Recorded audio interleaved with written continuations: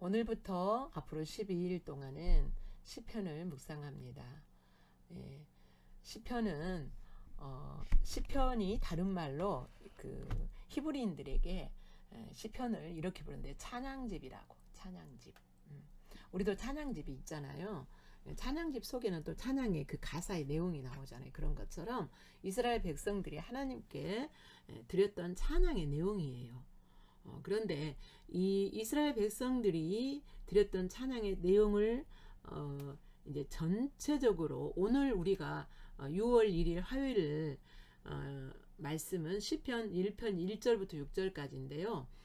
내용이 무슨 내용이냐면 복 있는 자의 길과 악인의 길에 관한 말씀입니다. 그러면 이 시편 1편은요. 시편 전체의 서론에 해당하는 내용이에요. 서시예요, 서시. 그러니까 어떤 책을 어떤 그 작가가 쓰고 그 책의 내용이 어떤 내용인가를 소개하는 글을 쓰는데 되게 글을 쓰잖아요. 글을 쓰는데 그거를 이제 시로 쓸 때 서시라 그래요. 그래서 시편 1편은 시편 전체 내용이 이거다라는 것을 보여주는 거예요. 복 있는 자의 길과 악인의 길이 무엇인가를 하나님이 시편 1편을 통하여서 우리에게 말씀해 주십니다. 예. 여러분이 이 관점으로 시편을 읽으시기를, 앞으로 읽어 나가시기를 축복합니다. 특별히 다른 성경을 읽을 때도 우리가 함께 소리내서 읽어야 되지만, 여러분 시편을 읽을 때는 마치 우리가 찬양을 하나님께 드리는 것처럼 그렇게 찬양하는 마음으로 이렇게 시편을 소리내서 합독했으면 좋겠어요. 물론 다른 성경을 읽을 때도 꼭 여러분이 합독하셔야 돼요. 소리내서. 그런데 시편은 더더욱 그렇습니다. 여러분, 우리가 성경을 그냥 눈으로만 읽을 때와 소리내서 읽을 때는요, 정말 은혜의 차이가 많아요. 그냥 소리내서 읽기만 해도 어느 때는 힘이 되고 그 말씀이 능력이 될 때가 있어요. 그래서 소리내서 읽는 것 너무너무 중요하고, 마치 여러분이 찬양하는 것처럼 시를 읽는 것처럼 그렇게 시편을 소리내서 함께 읽도록 했으면 좋겠습니다. 예.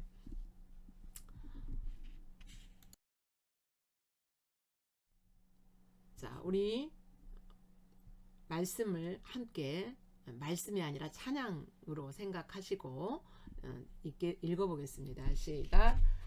복 있는 사람은 악인의 꾀를 따르지 아니하며 죄인들의 길에 서지 아니하며 오만한 자들의 자리에 앉지 아니하고 오직 여호와의 율법을 즐거워하여 그의 율법을 주야로 묵상하는도다. 그는 시냇가에 심은 나무가 철을 따라 열매를 맺으며 그 잎사귀가 마르지 아니함 같으니 그가 하는 모든 일이 다 형통하리로다. 악인들은 그렇지 아니하며 오직 바람에 나는 겨와 같도다. 그러므로 악인들은 심판을 견디지 못하며 죄인들이 의인들의 모임에 들지 못하리로다. 무릇 의인들의 길은 여호와께서 인정하시나 악인들의 길은 망하리로다. 아멘.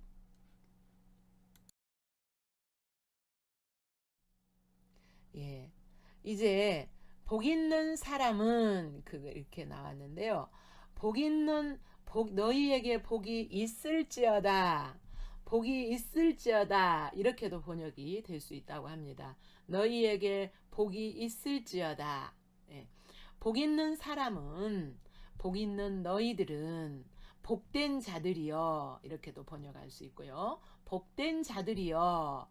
너희들은 악인의 꾀를 따르지 아니하며, 여기서 복은요, 눈에 보여지는 가시적인 복과 영적인 복 두 가지를 다 포함하고 있어요. 눈에 보여지는 복들이 어떤 복입니까? 예, 뭐 건강도 있고, 뭐 재물도 있을 수 있고, 또 뭐 자녀의 복이 있을 수 있고, 또 이제 그 뭐죠, 덕을 쌓고 사람들에게 인정받는 그런 복도 있을 수 있고, 그러니까 이렇게 눈에 보여지는 것과 영적인 복을 다 포함합니다. 그런 복이 있는 사람은 악인의 길을 따르지 아니한다 그랬어요. 악인의 길은 뭐냐면요, 하나님의 진리의 말씀과 반대되는 가치관과 생각, 가치관과 생각, 그러니까 자신에게서 나오는, 하나님의 진리가 아닌 자신에게서 나오는 그런 가치관, 죄된 그 본성을 따라서 나오는 그런 가치관, 생각이 바로 악인들의 꾀예요. 그걸 따르지 않아요. 또 죄인들의 길에 서지 아니한다 그랬어요. 죄인들의 길은 뭐냐면 하나님의 법을 벗어나 자신들의 길을 따르는 거예요. 자신들의 길을 가는데 그 자리에 서지 않는다는 거예요. 그러니까 하나님의 법을 따라서 가는 길을 선택하지 자신들이 원하는 그 길을 따르지 않는 사람이 복 있는 사람입니다. 그 다음에 오만한 자들의 자리에 앉지 아니한다 그랬어요. 오만한 자가 뭐냐면요, 의도적으로 하나님을 멸시하고 대적하는 말을 하는 거예요. 그러니까 하나님을 의도적으로 하나님을 대적하고 하나님을 멸시하고 조롱하는 말을, 그리고 그러한 삶을 알면서도 의도적으로 그렇게 하지 않는 사람이라는 거예요. 그러니까 여기서 악인, 죄인들의 길, 오만한 자, 점점점 갈수록 죄가 더 강해지죠. 근데 이제 이 세 가지 다는 쌍둥이들이에요. 쌍둥이들. 여기 오만한 악인은 죄인의 길에 갈 수밖에 없고, 죄인의 길에 서는 자는 오만한 자의 자리에 들어갈 수밖에 없죠.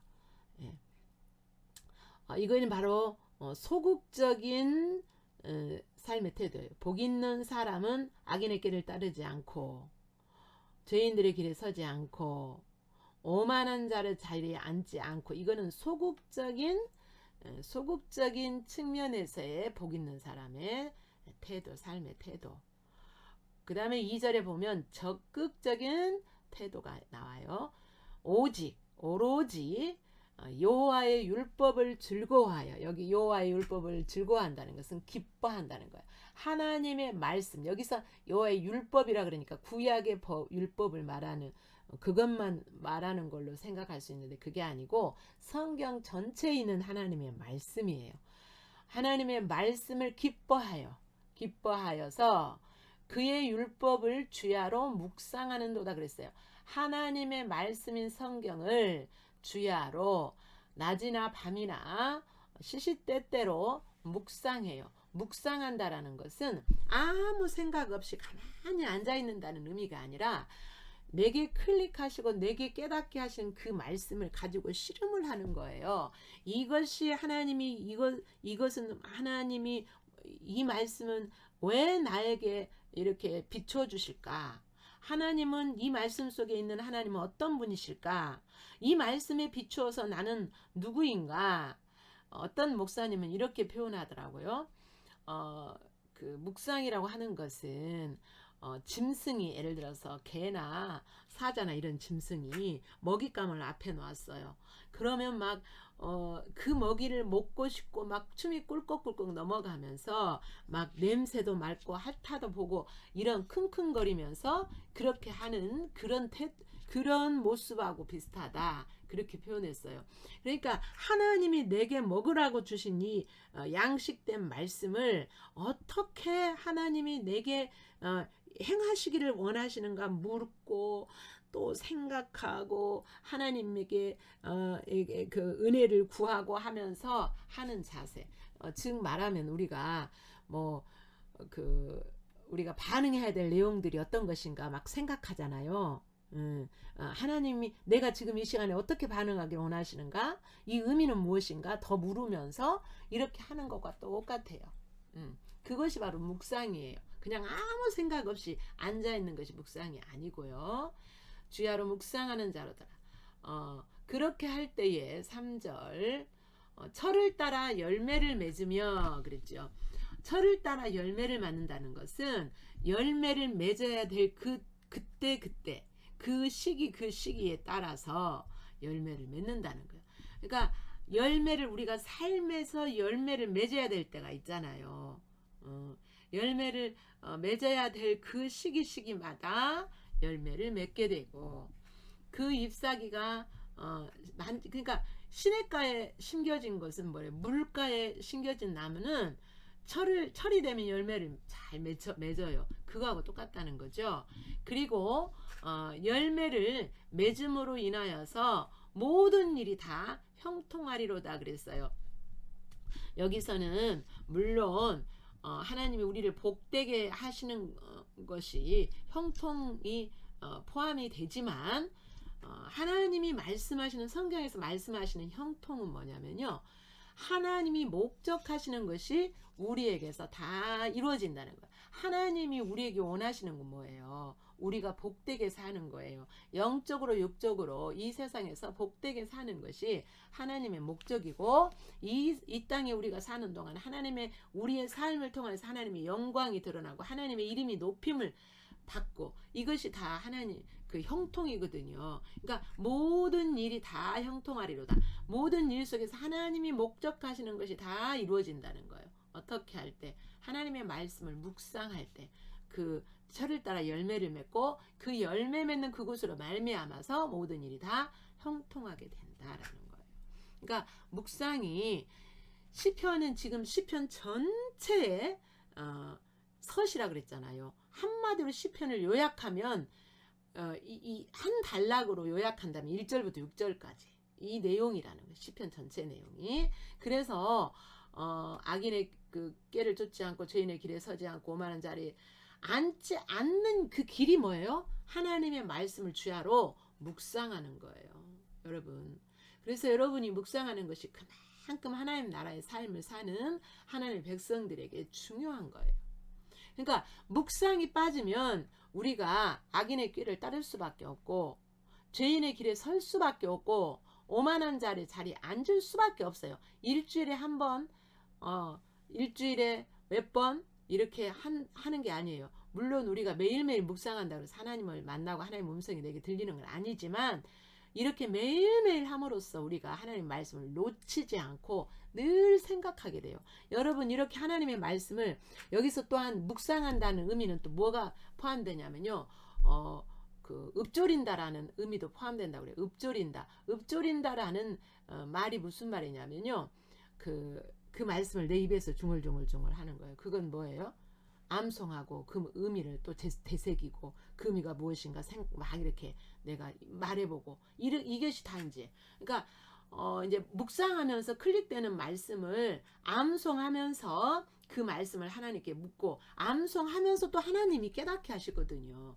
그래서 정말 우리가 묵상을 제대로 하는 여러분의 신앙생활이 되기를 축복합니다. 악인들은 그렇지 않으면 그러니까 악인들은 전혀 묵상하지도 않고 악인들의 꾀를 따르고 죄인들의 길에 서고 오만한 자리에 선다는 거죠. 이런 사람들은 오직 바람에 나는 겨와 같다. 여기서 겨는 쭉정이에요. 그냥 이렇게 쌀을 빵구고 난 그 찌꺼기가 아니고 여기서는 겨라는 말은 원래 의미는 뭐예요? 쭉정이. 이 쭉정이는 뭐예요? 바람에 날아가요. 옛날에 시골에서 이렇게 추수 때 보면은 이렇게 바람을 막 이렇게 바람 부는 데서 이렇게 곡식을 날라요. 그러면 쭉정이는 다 날아가고 알곡만 그 밑으로 떨어져요. 그러니까 아무 쓸모없는 겨는요 불태우거나 거름밖에 안 돼요. 예. 그래서 이 겨와 같도다. 그러므로 악인들은 겨와 같다는 것은 그 사람의 인생 삶이 나중에는 허무하게 된다는 거예요. 허무해요. 아무 가치가 없는 허무하게 되는 인생의 삶을 살게 되는 결과를 낳는 거죠. 심판을 견디지 못해요. 이 사람들은 악인들은 심판을 견디지 못하고 의인들의 모임에 들지 못하리로다. 의인들의 모임 뭐냐면 의인의 총회, 즉 말하면 이스라엘 총회, 이제 그 교회에 진정한 교회에 그 회에 들어오지 못한다. 그러니까 악인의 최후는 심판 받을 때까지 의인들의 회중에 들지 못하도록 그냥 하나님 내버려 두신다는 거예요. 이 사람들을 이렇게 일부러 그 자리로 끌고 가시는 것이 아니라 심판에 이르도록 또 그 총회에 하나님의 의인들의 총회에 들지 못하도록 그냥 내버려 두신다는 거예요. 내버려 두세요. 여러분이 묵상도 안 하고 이 삶을 계속 살아가는데 아무 일 없으면 하나님이 여러분을 내버려 두시는 거예요. 이것처럼 비참한 건 없는 거예요. 여러분. 예.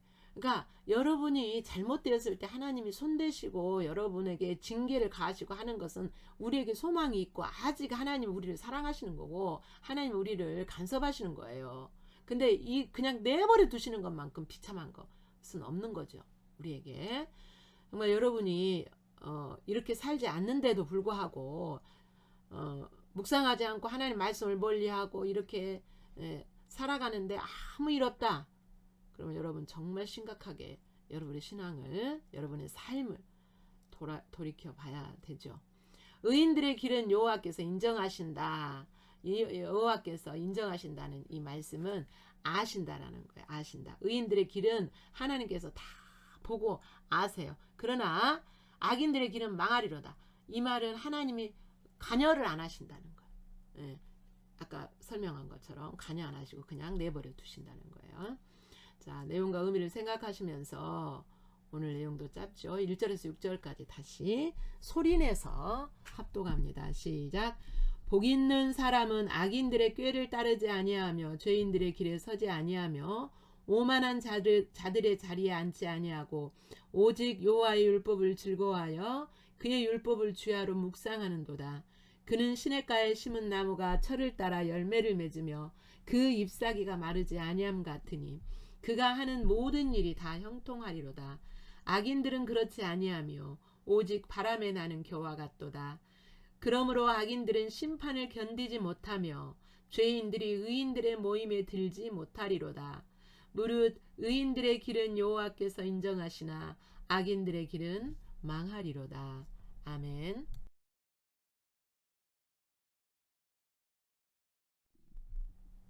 본문에 게시된 하나님이 어떤 분이신지 살핍니다. 3절.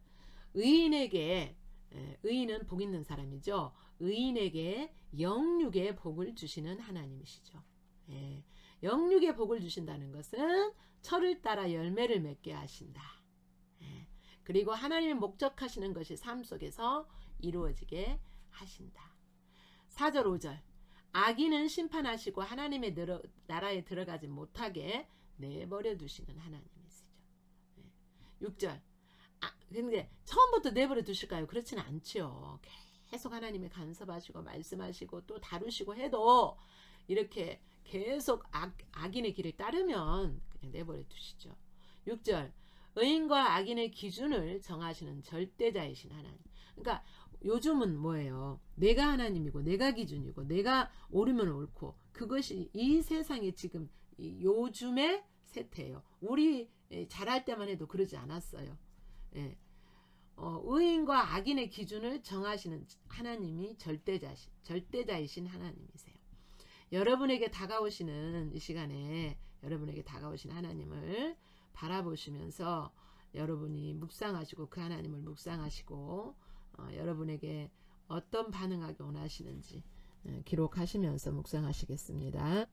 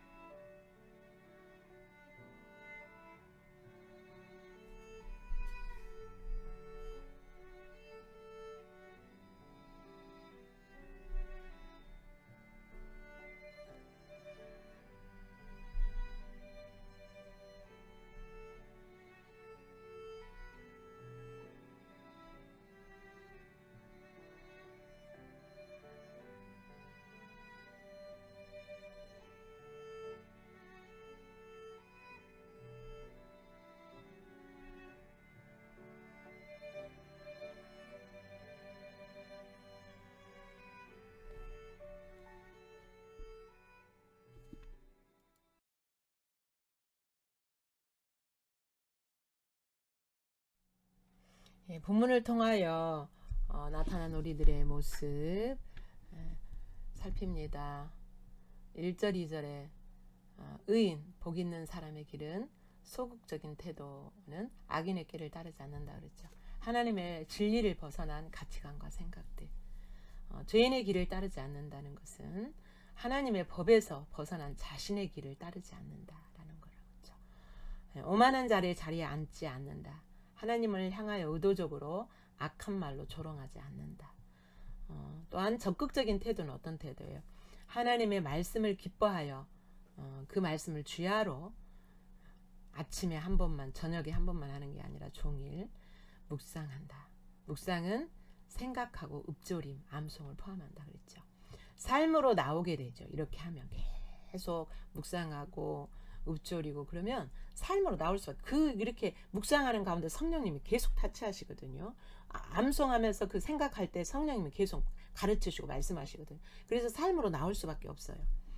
4절 5절 악인의 길은 의인의 복 있는 사람의 길과 전혀 반대의 태도를 가지죠.